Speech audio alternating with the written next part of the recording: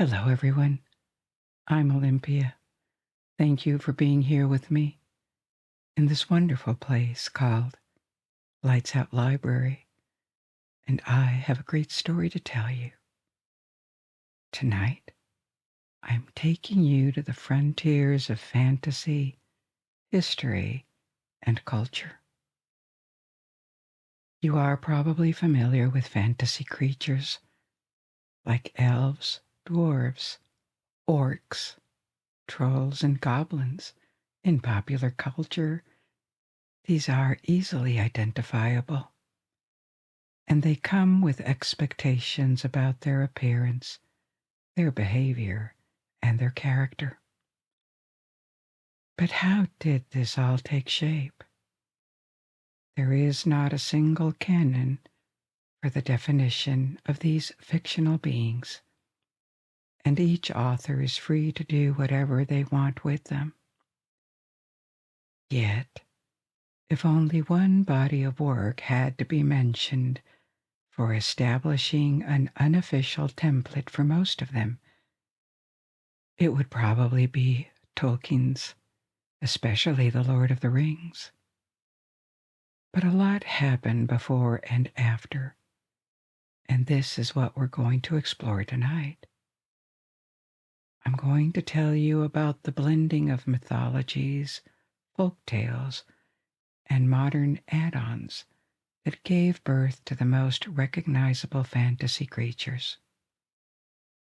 We will examine in particular elves, trolls, orcs, goblins, and dwarfs. Is it high culture? Probably not, but it's fun. And it genuinely opened doors on ancient cultures and how they live on in movies, video games, role-playing games, novels, and in our imagination.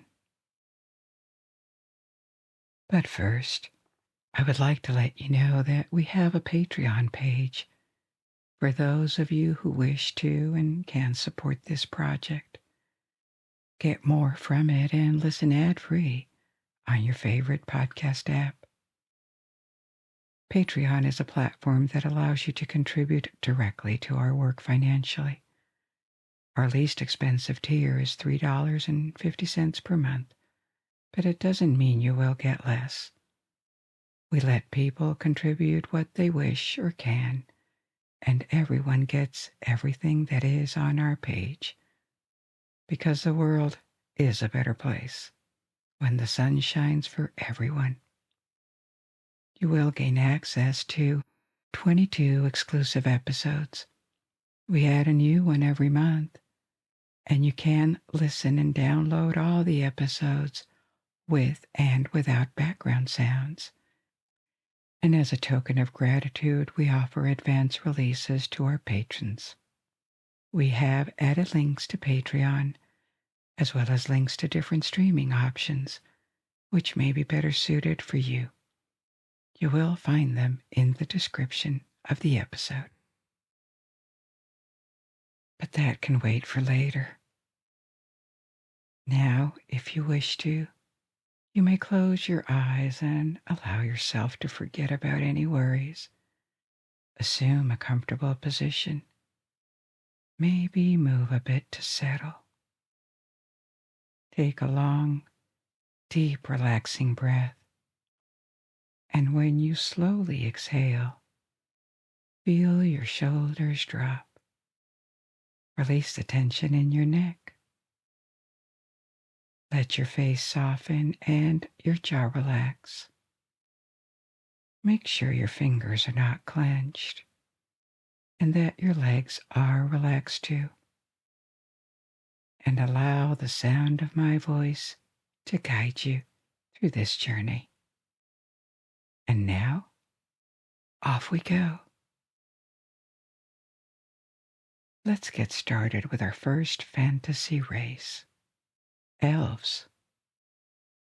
Of the different creatures I'm going to tell you about tonight, elves are probably the most standardized ones, and they owe their template mostly to Tolkien. His version of Elves set the standard that almost everything since the 1950s copies, adapts, or plays with, adding twists and variants. The characteristics of fantasy elves in Tolkien's world are rather well known. Elves are tall, maybe 6 or 7 feet. They are slender and graceful. They look either youthful or ageless, with luminous skin and silver, gold, or dark hair. They are extremely long-lived, or even immortal. Only wounds can't kill them, or deep grief that makes them choose death. In terms of personality, they are wise. They can be a bit arrogant or distant, and they also appear deeply connected to nature. They live in ancient forests or elegant hidden cities. They are also a very ancient civilization that once was greater and declined, not necessarily because they were defeated, but because they lost interest in dominating the world. Still, they have kept physical abilities that make them superior to humans. They have acute senses, mainly hearing or sight, and they are faster than humans too. They are excellent archers, and some of them have magic powers. This image of elves is sometimes contrasted with another version found in fantasy worlds. Darker elves, often portrayed as decadent and cruel. But the obvious father of the elf archetype is Tolkien. So how did he invent the modern fantasy elf? By drawing inspiration from Germanic and Norse mythologies and adding influences from different folklores, English, Scandinavian, and maybe Celtic folklore. The modern English word elf derives from Old English alf, which itself came from Proto-Germanic albus or albis, meaning bright or white. In the Old Norse language, the language of the Vikings, it gave Alfr, and the Old German Alp. So the etymology of the name elf ties to concepts of luminous, beautiful beings. In Norse mythology, elves appear as a distinct category of beings living in their own separate world, Alfheim, literally the home of elves. Sources of Norse mythology are scarce, and written works about it are from the very late period of the Old Norse culture, as it was already fading away. So this description of elves is to be taken with a grain of salt. It does not necessarily perfectly reflect how they were seen during the various centuries of Norse culture. But this is what Tolkien had at his disposal. Still, in Old Norse mythology, it seems that elves divided into light and dark elves. Light elves were seen as heavenly beings, brighter than the sun. They embodied light, beauty, benevolence, and healing. So very positive creatures, almost divine. They were placed on a level that seemed equivalent to the gods of Asgard, so not the kind of creature that humans would encounter in their world, in Midgard. Now the other type of elves, the dark ones, were described as subterranean dwellers, also with their own world, Svartalfheim. They were associated with craftsmanship. They were able to forge magical artifacts, for example. Different scholars think that these dark elves were equivalent to the dwarves, that also were a separate race of creatures. One of the main written sources of information about Norse mythology is called the Prose Edda. It is a work by Snorri Sturluson, a scholar who lived in Iceland in the 13th century, and his compilation of myths reflects the late tradition of Norse mythology. But maybe he added elements of his own, so he could have decided to unite elves and dwarves as two opposite types of elves. In any case, Tolkien drew on this opposition that seems to have inspired the mutual dislike of dwarves and elves in his novels. So Norse, and more broadly Germanic myths, because Norse mythology is a branch of Germanic mythology, have elves that are ambivalent, light or dark. And in these ancient stories, they can either help humans by healing them or bringing fertility to our world, or they can harm them by bringing illness or madness. Still, based on what we know of Germanic and Norse mythology, the limited sources we have, they remain rather undefined. There is one story explicitly involving an elf as the main character in Germanic mythology, a story that illustrates the ambivalent nature of these mythological elves. They were gifted, yet they could also harbor a desire for revenge against humans, and even take pleasure in it. It is the story of Völundur, and it goes like this. An elf of extraordinary skill, Völundur, was a master at forging intricate rings and precious jewels. He and his two brothers spent several years in the company of swan maidens, supernatural beings they had seduced, who possessed the power to take the form of swans.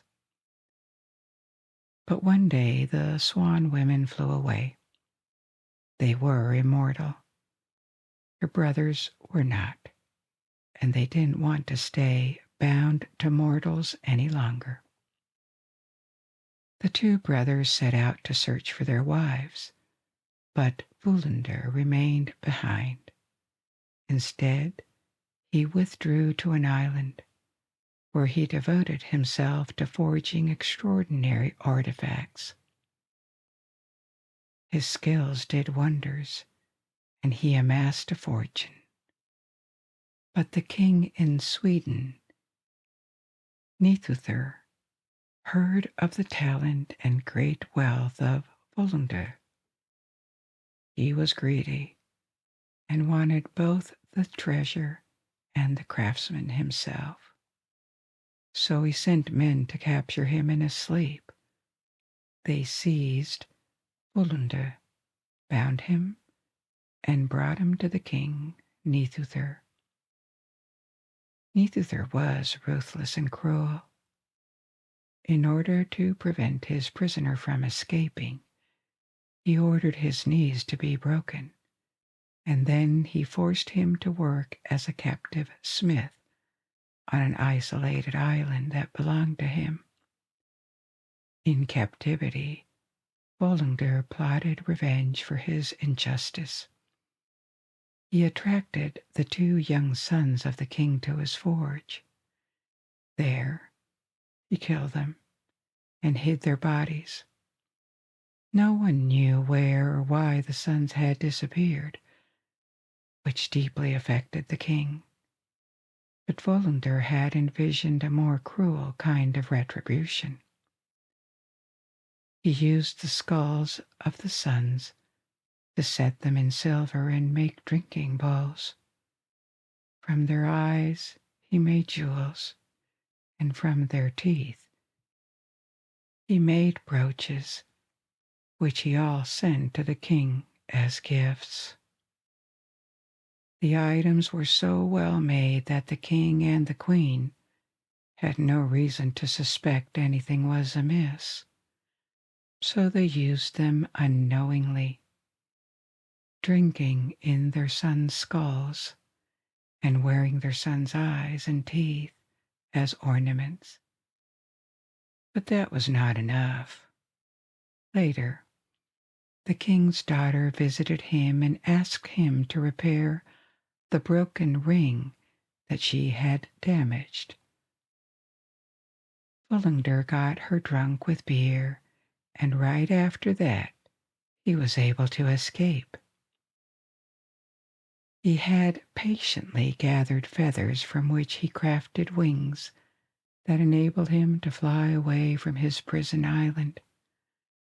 He considered himself almost avenged, but not quite.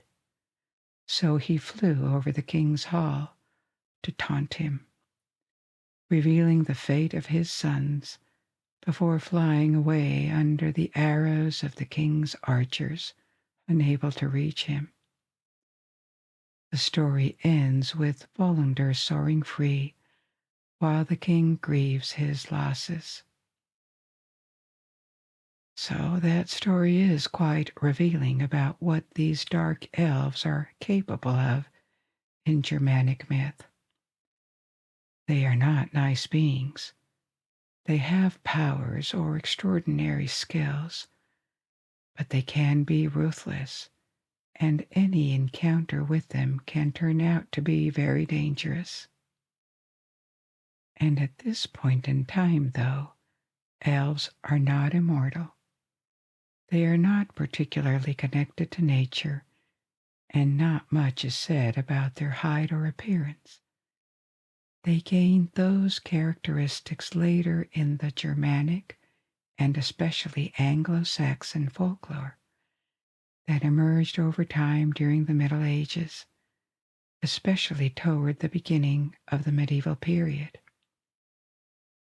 In this medieval Anglo-Saxon and Scandinavian folklore, elves start to be associated with wild places, especially forests, that they would protect from human interference. They also gained a more defined appearance, and now they are human-sized, and they practice archery. That's a defining feature of their character. Elves are creatures that also avoid direct confrontation and don't engage in physical fights with anyone. They interact with humans in a more subtle and indirect way. They seduce, they abduct. Also in medieval England, they are among the creatures that are suspected of being responsible for the abduction of babies or very young children. Babies that would be replaced by changelings, these fake humans that would reveal their true nature later as they grew up.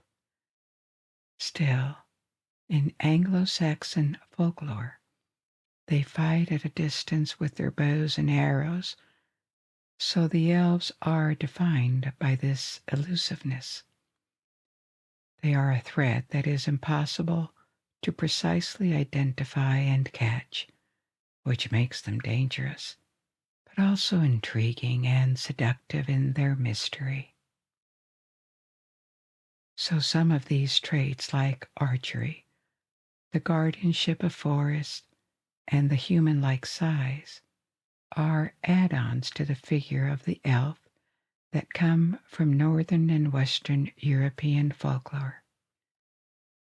But the evolution from mythology and folklore elves to the modern fantasy elves was not straightforward, because for the rest of the Middle Ages and the early modern period, elves shrank, literally. They became tiny creatures that are closer to what we call fairies now. Medieval or Renaissance fairies were not the cute little winged creatures, the winged women of today. They were sinister. Fairies were believed to be forgotten pagan deities or spirits of the dead, or even fallen angels, demons that populated our world, and they were seen as rather dangerous. On top of abducting babies, they would play pranks, cause people to lose their way when traveling in wild regions, or they would steal objects. In the rare depictions of fairies we have from the Middle Ages, they are shown as little dark-winged creatures, rather ugly and demonic in appearance.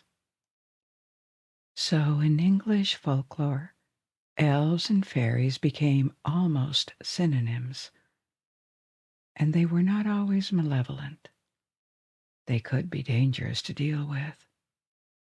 That was how they were imagined then, and it lasted until after the Middle Ages. For example, the way fairies, elves, are depicted by Shakespeare in A Midsummer Night's Dream illustrates how they have become tiny creatures. And it is this version of the elves that inspired much more engaging features in the 19th century, like the modern fairy or the Christmas elf, which became particularly popular in America. Christmas elves are small toy makers. They are helpful and kind, so quite different from the ancient mythological elves, but they are still offspring of the mythological elves, shrank in size in English folklore and reinvented as cuter creatures in the 19th century. By the 19th century, many of the old superstitions surrounding supposedly malevolent elves and fairies had largely faded among European populations, leaving room for their reinvention. Fairies were reinvented too in the Victorian era as these cute winged creatures that remained popular with children. So the Disney-style fairy, like the Christmas elf, are, for a part, descendants of the old Germanic mythology transformed by medieval folklore and reimagined, stripped of the negative traits they used to have. Returning to fantasy elves, the synthesis made by Tolkien consisted in mostly ignoring the tiny elves of the Middle Ages and returning to the more ancient sense of elves as larger, powerful, and beautiful beings from wild places. Tolkien was extremely well versed in Old English, Germanic, and Norse lore, and from these traditions he drew the various traits he gave to his elves. Nowadays they seem so obvious in popular culture, but when he shaped his elves, they were a type of creature that had no direct equivalent in fantasy. He imagined them from these various sources. The more controversial source of inspiration for his elves is Celtic influence. Tolkien denied it. He wanted them to be rooted in Anglo-Saxon and Norse mythologies, but at the same time, There are narrative parallels between his elves and Celtic, specifically Irish mythology, and also Celtic tradition contributed to the fairy archetype that would later merge with elves in the Middle Ages. What are these parallels? In Irish mythology, there is a race of supernatural beings, the Tuatha De Danann. Their name translates to the people or the tribe of the goddess Danu. They are regarded as representing the pre-Christian deities of Ireland. Among them are the Dagda, the father god figure, Nuada, the warrior god, Lug, a healer that masters all arts, Brigid, the goddess of poetry and healing, the Morrigan, the goddess that is believed to appear in tribal form, and many others in different texts. These divine beings of the Tuatha De Danann share a lot with Tolkien's elves. They are described as tall, slender, beautiful, mastering magic, art, sciences, and warfare. They glow with otherworldly light and aura. They are also immortal, but killable in battles. They sometimes mingle with humans, but they can disappear into hidden realms, and they appear as superhumans in general, looking like an idealized vision of human beings. They are also seductive, and they may abduct people. And narratively, the backstory of the elven race that Tolkien came up with echoes Celtic legends too, with elements like parts of the elves moving to the land of humans in ancient times, like the Tuatha De Danann, and after centuries and centuries, retreating to their land of origin or fading as a race, becoming the nostalgic remains of an ancient splendor or domination. So consciously or not, it seems Tolkien also drew on this Celtic heritage to create at least the lore of the elves. He also suggested they had pointed ears, something that did not particularly appear before. And I say suggested because he didn't emphasize this much. He just said that hobbits had slightly pointed and elvish ears. The stereotypical sharply pointed ears that elves are often pictured with actually appeared after Tolkien in art, in Dungeons and Dragons, and films, and it seems to have been inspired by fairy folklore and the 19th century depictions of fairies merging once again with elves. And this is how, after all these centuries back and forth, and with the decisive influence of Tolkien, this modern fantasy elf archetype was born. A type of creature that embodies nobility, melancholy, or nostalgia for an ancient fallen world, ancient wisdom, harmony with nature, together with superhuman senses and physical abilities. Fantasy literature, movies, and games embraced this template, and it is immediately recognizable. But each individual work also often plays with it, adding or eliminating traits, or exploring the possibilities created by the characteristics of this race, cultural decline, the burden of immortality from knowing that life will never end, to interacting with mortal races that have a short lifespan, or the attitudes and feelings of superiority that these extraordinary characteristics afford the elves. There could be many more things to say about them, but let's move to a second race, one that has a reputation of disliking elves, the dwarves.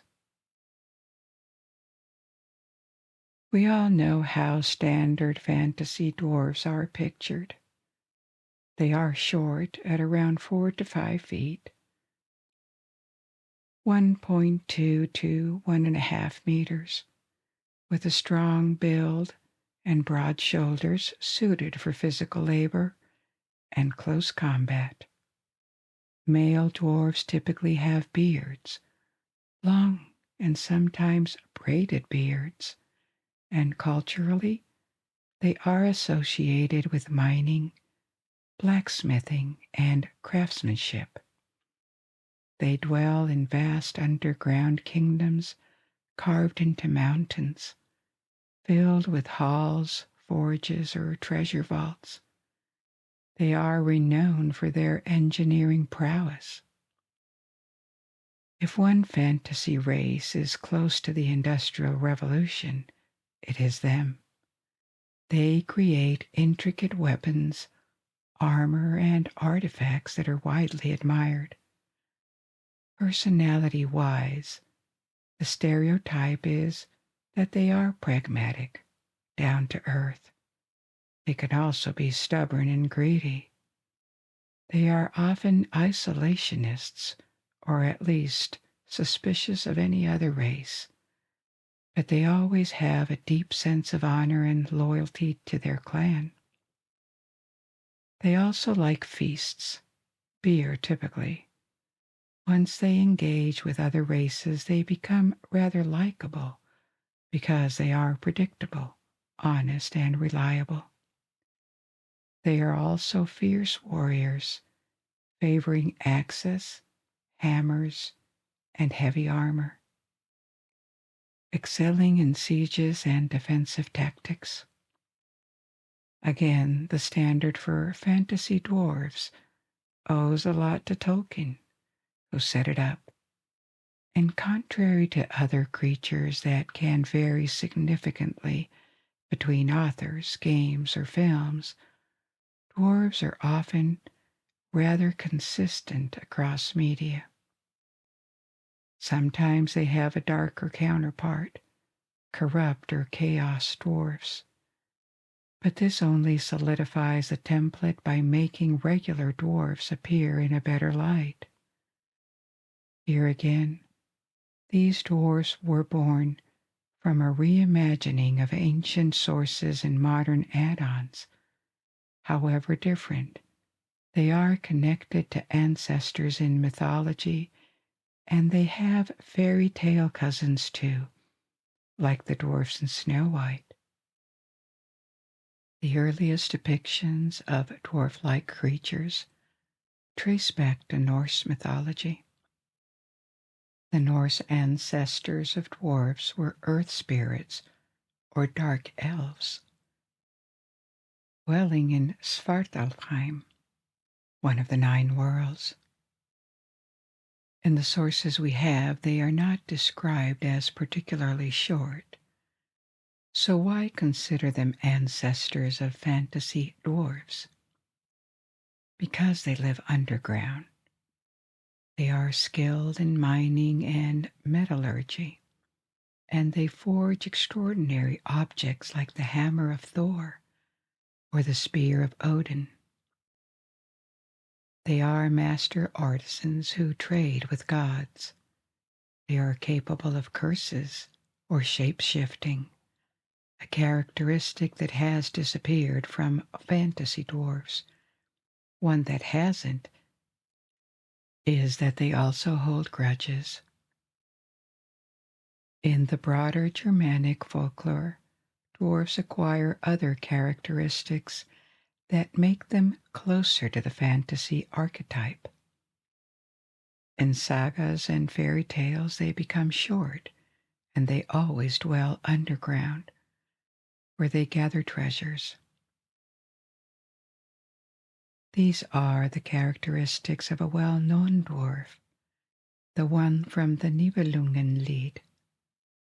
Nibelungenlied is the medieval epic that inspired other works, the most famous being The Ring of the Nibelung, the opera cycle written by Richard Wagner in the 19th century. I told you about this story already, and you can find it in the library. But the original epic is from the 13th century, and in it, the main character is a dwarf king, Alberic, who possesses a magical cloak of invisibility and the treasure in gold. These dwarf figures retain the ambivalence of their ancestors in mythology. They can be helpful if respected, but they turn malevolent and vengeful if their interests are at risk or if they are wronged. They are also associated with mountains, caves, and mining. Now, medieval Europe had other comparable figures of dwarfs that presented the same kind of ambivalence, such as the leprechauns of Ireland or the trow, Trow, in Scotland. Leprechauns are more famous, but these Scottish trows are interesting because they originated in northern Scotland in the folklore of the Shetland and Orkney Islands. In these islands, local folklore was influenced by Celtic and Scandinavian elements. There were historical Viking settlements there, and from the mixing of folklore were born these trows, and they are often described as a type of fairy or goblin. Rather than Norse dark elves, they were inspired by trolls, which we will discuss in a moment, because depending on the traditions in Scandinavia, trolls could range from gigantic to very small. So trows, it is believed their name comes from troll, are sometimes mean or mischievous. They are to be avoided, and they like holding treasures. They don't have traits like beards, the mining, or the sense of honor of fantasy dwarfs. So they are farther from them than their Germanic counterparts. The 19th century is a time when folkloric tales or stories, drawing inspiration from European legends or rewritten as fairy tales. And in fairy tales, dwarf figures appear here and there. Actually, it began before the 19th century, in the late 17th century in France. There was a tale by a noble woman, the Countess of Aulnoy. She is one of the founders of the fairy tale genre.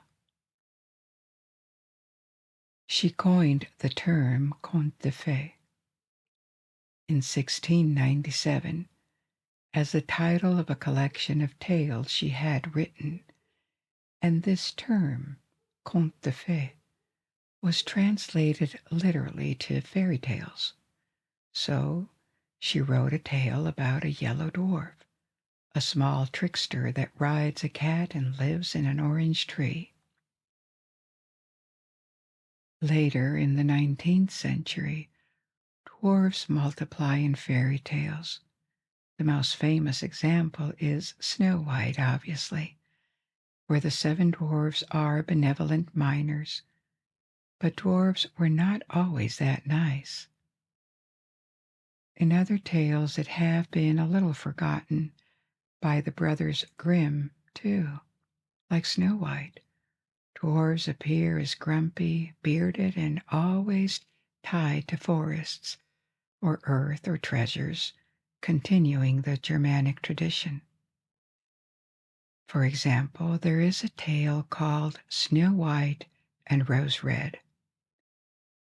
So Snow White and Rose Red in this story are sisters, two kind sisters who repeatedly encounter a wicked dwarf, wicked and ungrateful.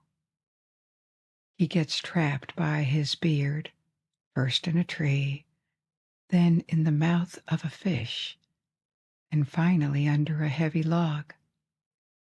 Each time, the two girls help him by cutting his beard or freeing him. But instead of thanking them, he complains about the loss of his beard. He is villainous. And since it is a fairy tale, he will end up being punished for that. By the end of the story, he tries to steal a treasure from a bear that is actually not a bear, but an enchanted prince. The bear kills him, and this breaks the curse that made him a bear. He becomes a handsome prince again. So in that story, the dwarf is the bad guy, and he appears greedy, ill-tempered, which are negative personality traits that have been associated with dwarfs for a long time. There are other examples of dwarfs in books by the Brothers Grimm. Sometimes, such is a story called The Three Little Men in the Woods, dwarfs can be helpful and kind. It really depends on the story and how dwarves are being treated. Dwarves remain ambivalent, but overall they become less fearsome and more relatable in these 19th century stories. They serve as archetypes for human personality traits or impulses, which humanizes them. Although Tolkien drew inspiration for his dwarfs from Germanic mythology, some elements remained unchanged. The dwarves are not aloof or aristocratic beings like the elves. The elves may be admirable with their high standard of physical perfection and their immortality, but they set the bar very high. The dwarves are more relatable as short-bearded warriors and miners. They like to have fun, to eat, to be entertained. They have human qualities and flaws. Tolkien also invented things, giving them a creation myth, turning them into an exiled race that clings to the remains of a past that was more glorious. And he emphasized their conflicts with elves or orcs, things that did not particularly exist before. Probably even more than for elves, his template was very influential because it has barely changed after him. I just mentioned the orcs, so let's talk about them, but together with goblins and trolls. Because however different they are pictured, these three have historical connections. The most recent ones are actually the orcs, which are a modern invention by Tolkien. They are not traceable to a particular legendary template.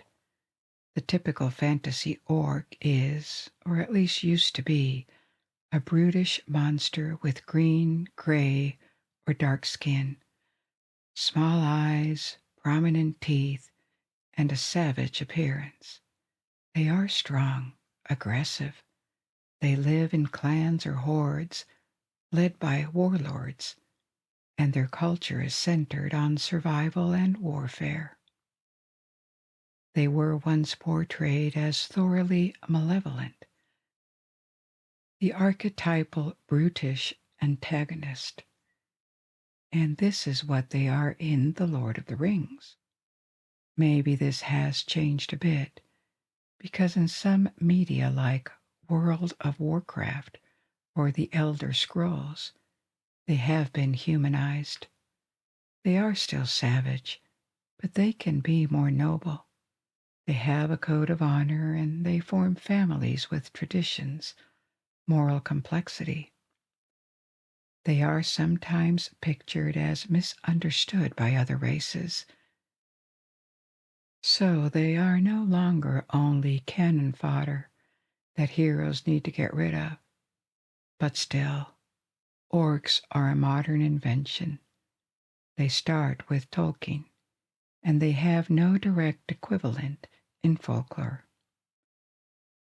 The name orc was chosen by Tolkien for its simplicity, and because it expressed a certain brutality. It existed before. It appeared in Beowulf, the medieval Anglo-Saxon epic in which it names unprecise monsters, hellish creatures. It seems the word orc was borrowed from Latin orcus. Orcus was a rather ancient god of the underworld that may have appeared in the Etruscan religion in central Italy. From the Etruscans it passed to the Romans. That blended Orcus and Pluto, the Roman equivalent to the Greek Hades, the master of the underworld, where the spirits of dead people were believed to go after death. The term orco survived. In Italian, it refers to a kind of monster found in fairy tales that feed on human flesh. And this word, orco, may have passed to French as ogre, and from French to English as ogre, which are a different type of creature than orcs, but both words may be distant cousins. They would come from the same Latin origin, maybe the closeness of ogre, which was already a well-known word for monsters, and orc also explains why Tolkien chose this name for his monstrous creatures, even though they were new when Tolkien published his books and stories. They still felt familiar to readers because there was a long tradition in Europe of savage humanoid monsters of different sizes and different characters since at least the Middle Ages. Ogres, trolls, goblins, orcs are fairly different from them because they form warfaring tribes, and no creature had been described like them before. But to the average reader they were, at the same time, reminiscent of these monsters. After Tolkien, contrary to the Dwarves, for example, which remained very close to this template, orcs have kept evolving. They were embraced by Dungeons and Dragons in the 1970s, and then franchises like Warhammer or Warcraft that made the green skin familiar, and also maybe a more cartoonish appearance for orcs, with huge tusks and a very muscular build. So orcs are physically strong, a clear contrast with our next creatures, goblins. In modern fantasy, goblins are also antagonists, but they are more like low-tier antagonists, and sometimes even they serve as a comic relief kind of race.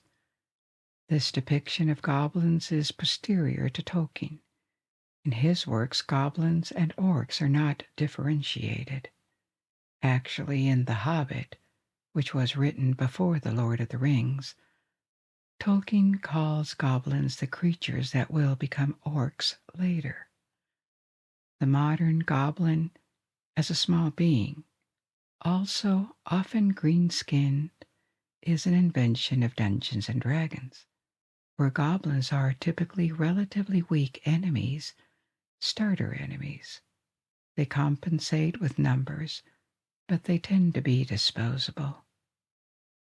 Different franchises since the 1980s have added things, a bit of complexity, making them counterparts to the stronger orcs, introducing varieties like night goblins or forest goblins in Warhammer, making them small engineers sometimes.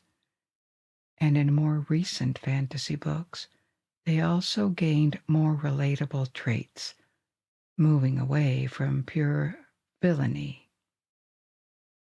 Now, this term, goblin, has deeper roots in European folklore. We are back to it. It is believed their names come from the medieval Latin gobelinus, or Greek kovalos, meaning rogue or mischievous. This Greek root could have given kobold in German, which were small household or mining spirits that were seen in a rather good light in the early Middle Ages as helpful spirits that would live in homes and help people at night doing chores and domestic work against a bit of food. With Christianization, they were increasingly seen as malicious, pagan type of belief, and they started to gain a bad reputation. So the Latin gobelinus passed to Old French gobelin. It is attested around the 12th century, and from Old French to Old English as goblin around the 14th century.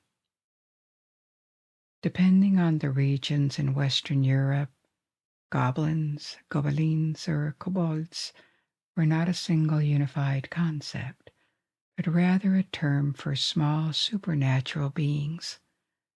The small size was systematic, around 1 or 2 feet in height, and they were imagined with furry or leathery skin and abilities such as invincibility or shape-shifting.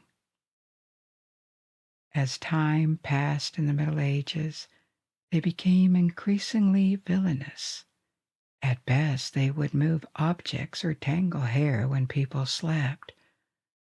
At worst, they could cause nightmares, make travelers lose their way, or steal children. They ended up being conflated with these medieval fairies that we talked about before, so they were not likable at all. Now, you may have heard the term hobgoblin in Dungeons and Dragons. Hobgoblins are like super goblins. They are still small, but bigger than goblins and stronger and more intelligent. The term hobgoblin has a history in English folklore. A hob, or hobgoblin, after the two words were associated, was an archetype of these household spirits. The word hobgoblin is first attested in writing in 1530, but it is believed it was already in use before. So the hob in English Midlands and Northern England was a folkloric household spirit like the kobolds and goblins. They were initially rather helpful creatures, but increasingly seen as malicious. They had cousins in Scotland, the brownies, hairy little men also found in human dwellings and doing jobs around the house when their humans were asleep.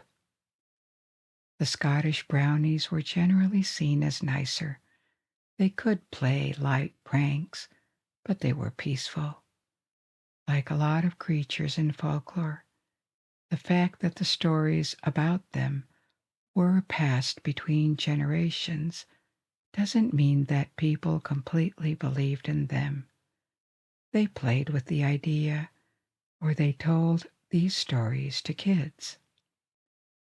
So household hobs, brownies, goblins, or kobolds, were a bit like Santa Claus or the Tooth Fairy today, a popular myth that everyone knows about, but that is more an element of culture than a real deep belief.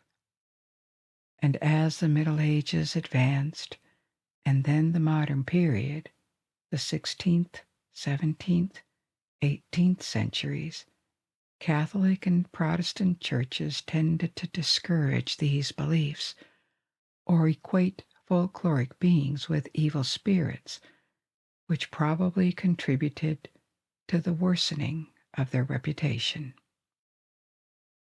From helpful domestic hobs to pranksters to completely malicious little devils, they also got a reputation for living not just in homes, but also underground, in caves or in mines, becoming a bit more like dwarves, but not nice dwarves. Modern fantasy revived their memory. It started with Tolkien, writing about goblins in The Hobbit, before he switched and called them orcs. But the real starting point for fantasy goblins was in the 1970s, especially with Dungeons and Dragons, exploiting the old medieval traditions about them. Sneaky, small, individually rather weak, a bit sinister, but not that dangerous individually, and adding to it the tribal dimension.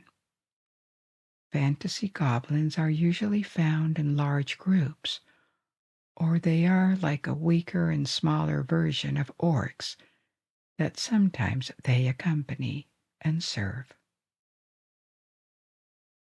So fantasy goblins are small. Orcs are human size or a bit bigger than humans. But there are bigger monsters in modern fantasy, especially the trolls. This is yet another type of monster that fantasy fans are familiar with. Trolls are massive, way taller than a human being. They look towering.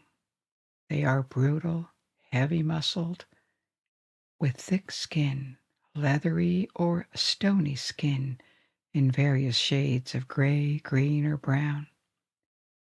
Fantasy authors like to have different kinds of trolls adapted to different environments. Forest, mountains, swamps. They often have features like long arms, a bit like gorillas, oversized noses or fangs or tusks. They seem to be prone to mutation with various heads or more than 2 arms, so they can vary in size and appearance.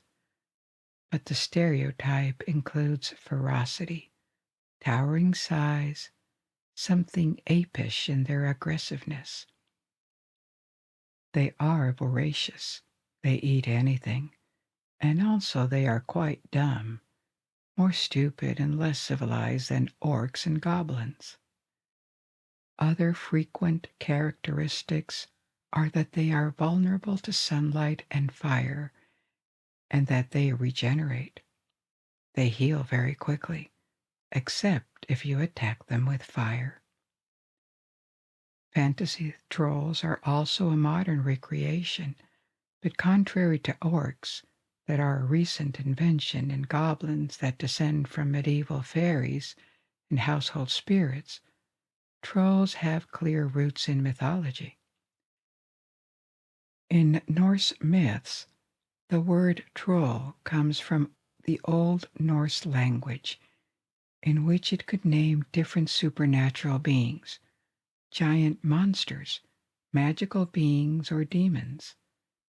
This plurality of meanings explains how, under the same name, very different creatures passed from mythology to Scandinavian folklore. Physically, trolls could be seen as small or sometimes human-sized, in which case they were like a local version of fairies, little hidden creatures, not always entirely malicious, but always dangerous, because they were unpredictable and devoid of human morality. I told you in a previous story about the myth of changelings. In Scandinavia, trolls were made responsible for these alleged substitutions of children and their replacement with fake humans. In this case, they were an alternative to fairies.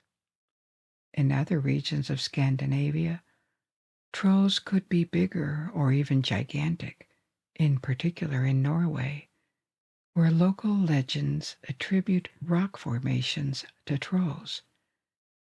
There would be petrified trolls that were surprised by sunlight and turned into stone.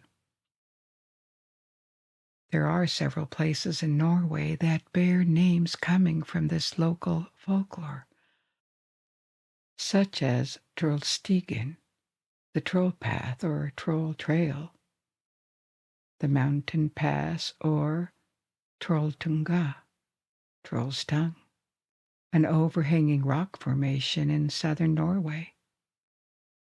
Legend says it was a troll's tongue mocking the sun before turning to stone. There is even Trollheimen, home of the trolls, which is a mountainous region in central Norway known for its spectacular peaks, and there are more. So folkloric Scandinavian trolls would come in various shapes and styles. What unified them was that they were symbols of wilderness and untamed nature and its destructive forces, not a welcoming, nurturing vision of nature, but rather a harsh and dangerous one. Like elves and dwarves, these personifications of natural forces or concepts were progressively associated with pagan forces and demonized after Christianization. Trolls remained well known across Sweden, Norway, or Iceland well after the medieval period, and in Scandinavian fairy tales of the 19th century, they could serve as antagonists, more or less threatening. An example from Norway is Askeladdn, a cycle of folk tales. Askeladdn means ash boy or ash lad, and these tales are an equivalent in Norway of what the Brothers Grimm did in Germany, gathering oral traditions, a rich body of folklore and stories from rural parts of the country that are the base of a series of tales. In these stories, this boy is the youngest of 3 brothers in a poor farming family, and he is the classic underdog. He is dismissed as weak or simple by his family and others. He is called Ash Boy for sitting by the fireplace instead of doing useful work. Of course, the stories reveal that he is worth a lot more than others think, and thanks to his wit, his kindness, and a bit of luck or magic, he succeeds in various adventures. A lot happens to him, including encounters with trolls. In one of them, a hungry troll challenges him to an eating contest. The troll can obviously eat huge amounts, but the boy cannot. Yet Askeladdn triumphs with a trick. He cuts a hole in a bag and pretends to eat while the food just falls through the bag. And the troll tries to match him to the point that it bursts from overeating. And so the boy keeps the treasure previously owned by the troll.